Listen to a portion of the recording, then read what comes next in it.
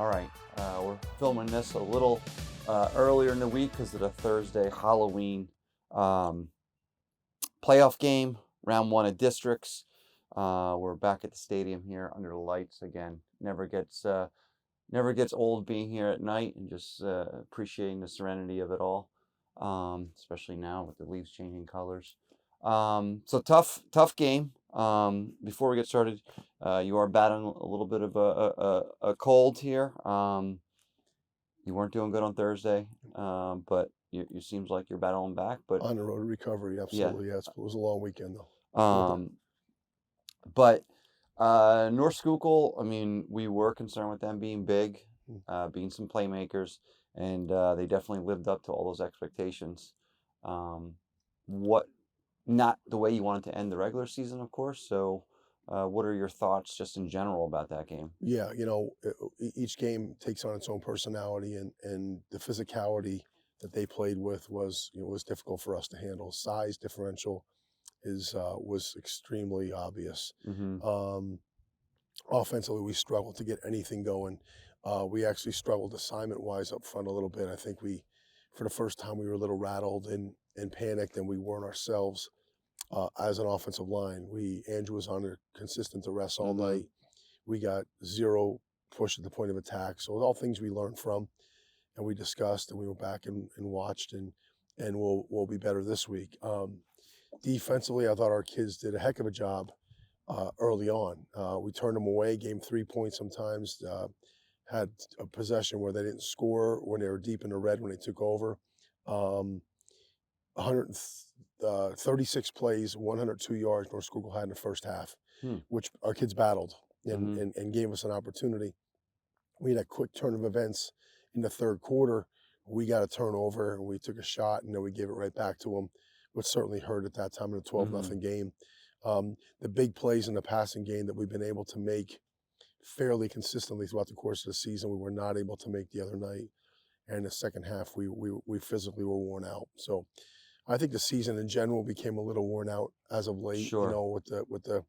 With they said we're young in certain spots. We're certainly outsized almost every week. Yeah. And that sort of was a little bit obvious as well. So on a short week of recovery, we have to come back here against Allentown Central Catholic on Thursday night, and the kids have worked hard to get ready to get back on track.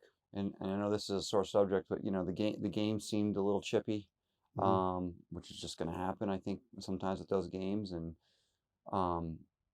I watched a play. I heard it on the radio. So Cyrell does a crack back block. I understand the penalty in real time. I guess now the rule is you can't even make that block. I think that's a little different from when we played. But he gets ejected from the game.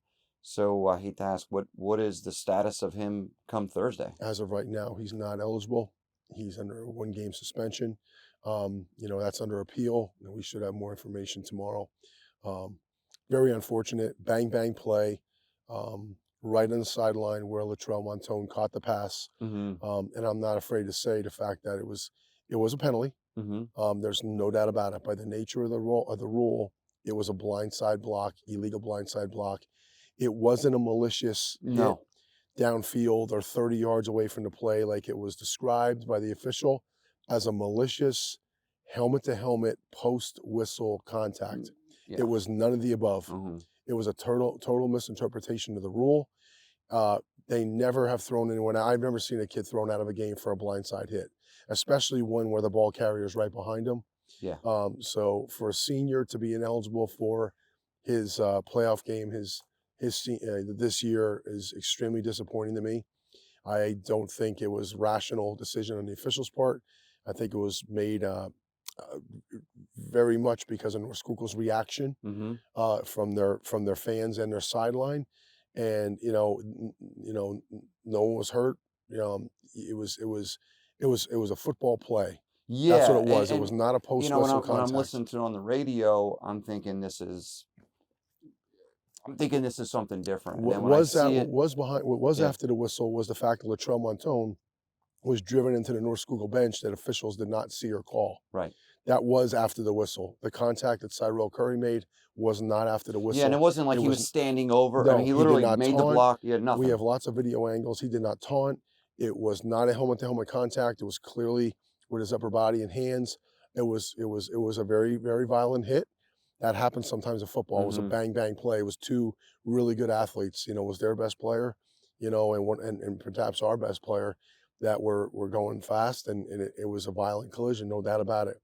But to say it was malicious helmet to helmet after the whistle, and sit a senior in high school is unfortunate. Yeah, it's not even, you can't even describe it, because I mean, he's had a heck of a year, and again, th that is not the spirit of No, that rule. no, it's not. So is it now up to the PIAA to? I guess so. I mean, there's not a lot of transparency in the process. Yeah, because So I we have, looked online trying to find like yeah, what the thing is, and yeah, not there's a lot of nothing. transparency in the process. But you know, it's not something I feel that we can question. But if it's a misinterpretation of the rule, it certainly Sure, can be questioned. right, and That's you in got to fight print, for your guy, and that's and in print, and yeah. that's definitely the case here. But it is what it is. I mean, the game got chippy throughout. A lot of things were happening after the whistle that went uncalled to get the game to that point, and it was just an unfortunate night overall. It was an Yeah. awful feel in the stadium, almost an angry feel. It just wasn't a high school football game. It wasn't anything like a high school football game that I coached in the last 2.5 decades. It was an out of control atmosphere. Yeah, and again, obviously, then when you're on the losing end of it, it feels magnified. So, well, with all that being said, how does a team bounce back? Who's ready to step up this week? All we have is this week. We go again. It's a playoff game. You know, we're excited about the opportunity to play in a playoff game. You know, it's all we can do right now is try to win a playoff game. You know, and it is what it is. There's been a lot of positives this season. You know, there's been some things we've had to struggle through and fight through. This is one of those weeks. We have to come back and struggle through and fight through. We had a lot of kids sick last week.